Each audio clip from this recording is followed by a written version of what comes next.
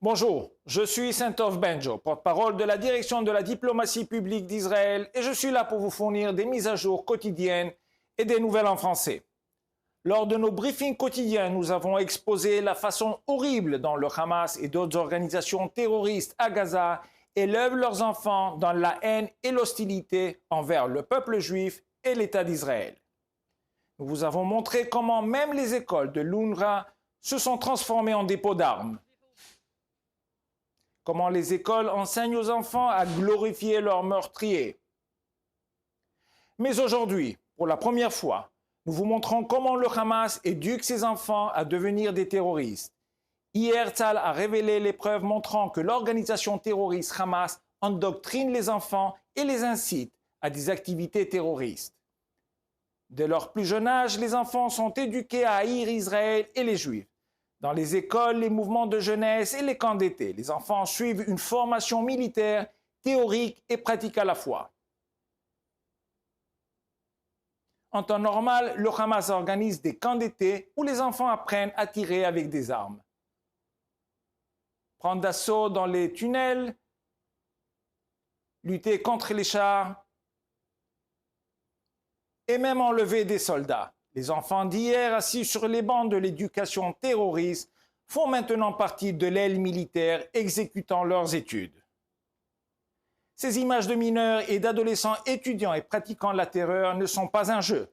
Pourtant, dans une vidéo amateur filmée il y a près de 10 ans, on peut voir des enfants de Gaza utiliser des matelas imitant les parois d'un tunnel.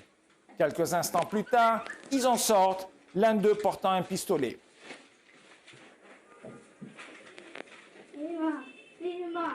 Ils attrapent un troisième garçon qui crie « Ima », maman en hébreu, puis le traînent par les mains et les jambes et l'entraînent dans le tunnel.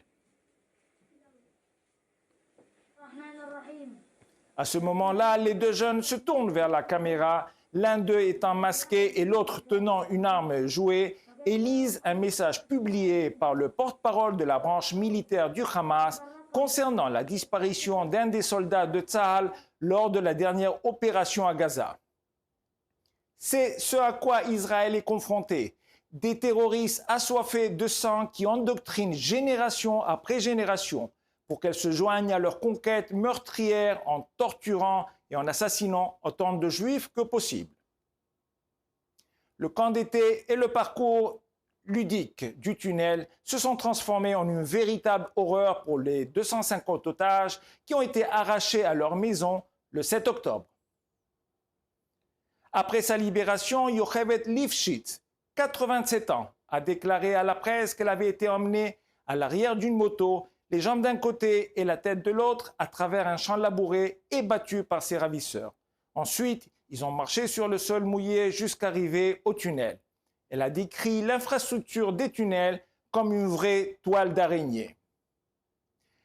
Israël continuera à déchirer la toile d'araignée des terroristes. La guerre ne pourra prendre fin que lorsque les otages seront libérés et que le Hamas ainsi que les autres groupes terroristes ne pourront plus menacer les citoyens israéliens. Nous ne tolérerons pas un système éducatif fondé sur l'antisémitisme, la visite de tunnels et d'études d'armes dans le cadre du programme scolaire. Comme toujours, nous sommes à votre disposition 24 heures sur 24 pour répondre à vos questions aux coordonnées indiquées à l'écran. Merci de votre attention.